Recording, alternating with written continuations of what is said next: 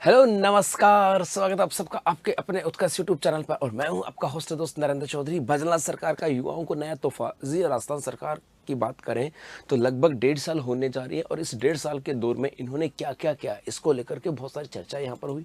खास करके युवा वर्ग के अंदर बहुत सारी चर्चा होती है कि भाई इस सरकार ने हमारे लिए क्या किया। तो यहाँ पर कल की बात करें, कल अपने यहाँ पर एक मीटिंग होती है, उस मीटिंग के अंदर कुछ बातें ऐसे निकल करके आते हैं जो हमारे लिए इंपॉर्टेंट है। जी हाँ, उसी की यदि हम बात करें तो बेसिकली हुआ क्या था कि अगले महीने 15,000 सरकारी नौकरी देंगे सीएम भजनलाल शर्मा। जी हाँ, हुआ क्या कि यहाँ पर अब जयपुर के अंदर एक कॉन्फ्रेंस होती है, जयपुर के अंदर एक सम्मेलन होता है और उस सम्मेलन के अंदर भजनलाल शर्मा ने कहा कि भाई अगले महीने हम 15,000 सरकारी नौकरियां देंगे। इसका मतलब अगले महीने का मतलब यहाँ से बात कर सकते हैं कि मेरे भाई अभी तो ये आपके अगस्त चल रहा है और अगला महीना वो होगा आपका सितंबर, और इस सितंबर के अंदर आपके लिए 15,000 नई नौकरियों का मतलब है 15,000 नई वैकेंसी आपके यहाँ से आ सकती हैं। अब बेसिकली यहाँ से इस चीज़ को समझने की कोशिश करें, हुआ क्या था। ये जो सेमिनार की बात करें, ये कॉन्फ्रेंस था। इस कॉन्फ्रेंस के अंदर बिजली लेने वाले नहीं देने वाले बनेंगे, अर्थात कहा गया था राजस्थान अभी बिजली जो है उसको आयात करता था, भाई बिजली खरीदता था दूसरे स्टेट से और उसके बाद में उसको बेचता था। लेकिन हम धीरे धीरे राजस्थान के अंदर सोलर एनर्जी को डेवलप करते जा रहे हैं, विंड एनर्जी को डेवलप करते जा रहे हैं, अर्थात ग्रीन एनर्जी को डेवलप करते जा रहे हैं। और इसके आधार पर हम लोग इसे बिजली लेने वाले नहीं, बिजली देने वाले बनने वाले। दूसरा, ऑपरेशन सिंदूर का राजस्थान को हुआ फायदा, मतलब ऑपरेशन सिंदूर से राजस्थान को बहुत सारे बेनिफिट हुए। पश्चिमी राजस्थान के अंदर बहुत सारी चीजें यहाँ पे सुधरने में आई है। ये यहाँ पर कहा हुआ क्या था कि सीएम भजनलाल शर्मा ने कहा कि हमने सोचा नहीं था, जी हाँ, हमने ऐसा सोचा नहीं था जी। यहाँ पर क्या हुआ कि ऑपरेशन सिंदूर का सबसे ज्यादा फायदा राजस्थान को मिला, सिंधु नदी का पानी भी राजस्थान को सबसे ज्यादा मिलने वाला। क्या हुआ कि ऑपरेशन सिंदूर जब आया था उस समय भारत सरकार ने कहा था कि हम सिंधु नदी का पाकिस्तान में जो पानी जा रहा है उसको रोकने वाले हैं। अब यदि सिंधु नदी का पानी रोका जाएगा तो उसको बेनिफिट भी आपके राजस्थान को मिलेगा। तो का ऑपरेशन सिंदूर का फायदा भी हमें मिला। इसके अलावा ऑपरेशन सिंदूर की वजह से पश्चिमी राजस्थान के अंदर डिफेंस जो सेक्टर है वो यहाँ पे डेवलप किया जा रहा है। इंफ्रास्ट्रक्चर की बात करें उसको डेवलप किया जा रहा है, तो इसका फायदा भी राजस्थान को मिला। इसके अलावा उन्होंने कहा कि हमारे यहाँ पर बिजली की बात करें तो बिजली हम लोग अभी खरीदते थे, लेकिन धीरे धीरे हम यहाँ पर काम कर रहे हैं और आने वाले समय के अंदर हम बिजली उत्पादक बन करके, अग्रणी बिजली उत्पादक बन करके और दूसरे स्टेटों को भी देने वाले हैं। लेकिन सबसे इंपॉर्टेंट जो बात कही उन्होंने वो ये कही थी कि अगले महीने 15,000 सरकारी नौकरियां और देंगे। पिछली जुलाई से अब तक 75,000 नौकरियां दे चुके हैं। उन्होंने कहा पिछली जुलाई से लेकर के और अब या कहें कि अगस्त तक की बात करें 75,000 नौकरियां हम दे चुके हैं और आने वाले अगले महीने की बात करें उसके अंदर हम 15,000 नौकरियां और देने वाले हैं। गुरुजी कैसे? तो उन्होंने कहा था, सीएम ने कहा कि राइजिंग राजस्थान हमने किया, हमने युवाओं से वादा किया था कि हम 4 लाख सरकारी नौकरी देंगे। जी हाँ, सरकार ने कहा था कि हम अगले 5 साल में, पता है बेसिकली सरकार ने कहा था कि 5 साल के अंदर हम आपको 10 लाख नौकरी देंगे। सरकार ने बेसिकली 10 लाख नौकरी की बात की। 10 लाख नौकरी के अंदर सरकारी की बात करें तो सरकारी के लिए कहा था कि हम 4 लाख सरकारी नौकरी देंगे और उसके बाद में एक निजी क्षेत्र के अंदर कहा था कि यहाँ पर हम 6 लाख नौकरियां देने वाले हैं। तो सरकार ने ये अगले 5 साल के अंदर 10 लाख नौकरियों की बात की थी, 4 लाख सरकारी और 6 लाख निजी क्षेत्र के अंदर। तो वहीं पर सरकार ने कहा कि हमने कहा था कि 4 लाख सरकारी नौकरी देंगे और 6 लाख हम निजी नौकरी क्षेत्र में नौकरी देंगे और इस दिशा में लगातार हम काम भी कर रहे हैं। राइजिंग राजस्थान के एमओयू धरातल पे उतर रहे हैं और जैसे जैसे राइजिंग राजस्थान के अंदर विभिन्न इन्वेस्टर जो आए थे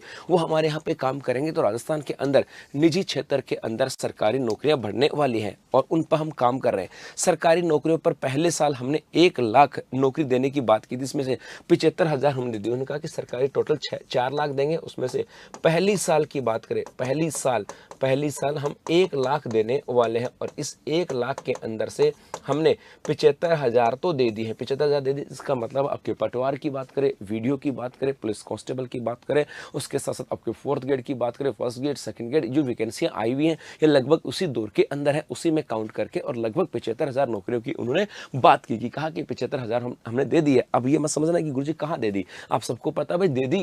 उन्होंने ये कहा था कि हमने 75,000 दे दी है, उन्होंने ये नहीं कहा था कि हम 75,000 फर्स्ट ग्रेड बनाएंगे, 75,000 सेकंड ग्रेड बनाएंगे या 75,000 थर्ड ग्रेड टीचर बनाएंगे। उन्होंने 75,000 नौकरियों की बात की है। तो आपको पता होगा लगभग 52-53 हज़ार के आसपास तो आपकी आ गई फोर्थ ग्रेड की आ गई, ड्राइवर की भी है, कंडक्टर की भी है, आपके सेकंड ग्रेड की एग्जाम भी लग चुकी है, फर्स्ट ग्रेड की एग्जाम भी लग चुकी है, फर्स्ट ग्रेड की नई वैकेंसी भी आ चुकी है, सेकंड ग्रेड की नई वैकेंसी भी आ चुकी है, पटवार की एग्जाम लग चुकी है, वीडियो की एग्जाम लगने वाली है ना। और पुलिस कांस्टेबल की बात करें 10,000 वहाँ पे पोस्ट, इसका मतलब लगभग 75,000 नौकरियां तो उन्होंने दे दी है। इसके बिहाफ पर हम लोग कह सकते हैं जैसा उन्होंने बोला, और बेसिकली ये तो हमारे भी समझ में आता है। बस ये अलग बात है कि इसमें 52,000 53,000 के आसपास चतुर्थ कर्मचारी की थी, बड़ी भर्ती ये थी। अब उन्होंने कहा अगले महीने, और कहा कि अगले महीने, इसके अलावा कहा कि अगले महीने की बात करें, अगले महीने की बात करें, अगले महीने हम 15,000 और देने वाले हैं। इसका मतलब अगले महीने क्या हो सकता है। अब देखो बेसिकली सेकंड ग्रेड की वैकेंसी आपके आ चुकी है, फर्स्ट ग्रेड की वैकेंसी आ चुकी है, पटवार की एग्जाम हो चुकी है, एसआई की एग्जाम आ चुकी है, वीडियो की एग्जाम है, ड्राइवर कंडक्टर एग्जाम है, फोर्थ ग्रेड की एग्जाम है, ये तो एग्जाम यहाँ पर होने जा रहे हैं। इसका मतलब उम्मीद की जा रही है कि अगले महीने 15,000, शायद इसके अंदर बहुत बड़ी भर्ती जो है ना वो आपके हो सकती है। शिक्षक भर्ती, सबसे बड़ी भर्ती आपके यहाँ पे हो सकती है, शिक्षक भर्ती आपके यहाँ पे हो सकती है, और उसके साथ साथ एक पुलिस मतलब उम्मीद तो है कि सबसे बड़ी भर्ती आपके यहाँ पे शिक्षक भर्ती हो सकती है। इसका मतलब है कि मेरे भाई लगभग 90,000 के आसपास की बात की थी, और बेसिकली तो हमें दिख भी रहा है। मैं ये नहीं कह रहा कि मैं सरकार का पक्षधर हूँ, मैं ये नहीं कह रहा मैं इसका सरकार का विपक्ष में हूँ, लेकिन मैं बात करूँ, यदि फैक्ट की बात करूँ, आंकड़ों की बात करूँ, डाटा की बात करूँ, तो लगभग इतनी वैकेंसियां तो आ चुके हैं। फोर्थ ग्रेड है, थर्ड ग्रेड है, सेकंड ग्रेड है, फर्स्ट ग्रेड है, ड्राइवर है, कंडक्टर है, वीडियो है, पटवार है, ये सब मिलाकर के लगभग 75,000 आ चुके हैं। तो अब ये समय जो है ना, ये समय अब अपने आप को रीस्टार्ट करने का है। यदि इस दौर के अंदर भी हम इस लगभग 75,000 के दौर में भी यदि हमें ऐसा लगता नहीं हमारा क्या होगा, इसका मतलब है कहीं ना कहीं अब रीस्टार्ट करने की जरूरत है, अपने आप को समझने की जरूरत है, अपने आप को जानने की जरूरत है, और कुछ ना कुछ अपने आप को पहचानने की जरूरत है। क्योंकि सफलता लेने के लिए ना पढ़ाई नहीं है, आपने खुद को एनालिसिस करना होगा कि आपका स्ट्रॉन्ग पॉइंट कौन सा है, आप कैसे बेहतर कर सकते हो, उसके बाद तैयारी आपके यहाँ से होती है। तो आने वाले समय के अंदर आपके पास और भी मौके, अभी जैसे हम बात करें सितंबर का महीने की बात करें, सितंबर का महीना आपके खास होने जा रहा है, क्योंकि यहाँ पर भी बहुत सारे एग्जाम है, फोर्थ ग्रेड की एग्जाम भी होने जा रही है, पुलिस कांस्टेबल की एग्जाम भी होने जा रही है। तो आपके पास मौके हैं, अभी आपके पास मौका है। ये मत समझना कि मौका हाथ से गया, नहीं, अभी मौका हाथ से नहीं गया है, सिर्फ गया है तो कुछ समय गुजरा है, सिर्फ कुछ समय गुजरा है। हो सकता है यदि आप लोग अभी भी सीरियस नहीं हो, मैं तो कह रहा हूँ कि बहुत सारे बच्चे, तो हमें पता है, ये तो हमें पता है कि बच्चा सीरियस है, क्योंकि अभी पटवार का जो एनालिसिस हुआ था उसमें ये तो कन्फर्म हो गया था कि बच्चा सीरियस है। लेकिन यदि कोई बच्चा सीरियस नहीं है, उनके पास भी मौके हैं, अभी समय नहीं गुजरा है। अभी सिर्फ एक चीज ये है कि कुछ समय गया, कुछ समय गया, कुछ मौके गए, लेकिन आने वाले समय में बहुत सारे मौके, यदि आप भी चाहते हो उन मौकों के ऊपर आपका सिलेक्शन हो, उन मौकों के अंदर आपके जो सपने, जो अरमान है वो पूरे हो, तो मेहनत तो आपको करनी होगी। यहाँ पर अब बेसिकली आपसे कहीं भी चले जाओ, आप सोचो कि सर बेचने आगे, बेचने नहीं आया, आपको बताने आया हूँ। चाहे आप उत्कर्ष में पढ़ो, चाहे कहीं और पढ़ो, चाहे उत्कर्ष का ऑनलाइन कोर्स लो, चाहे किसी दूसरी कोचिंग का ऑनलाइन लो, कहीं चाहे उत्कर्ष में ऑफलाइन पढ़ो या किसी दूसरे का ऑफलाइन पढ़ो, भाई फाइनली पढ़ना तो आपको ही पड़ेगा ना भाई।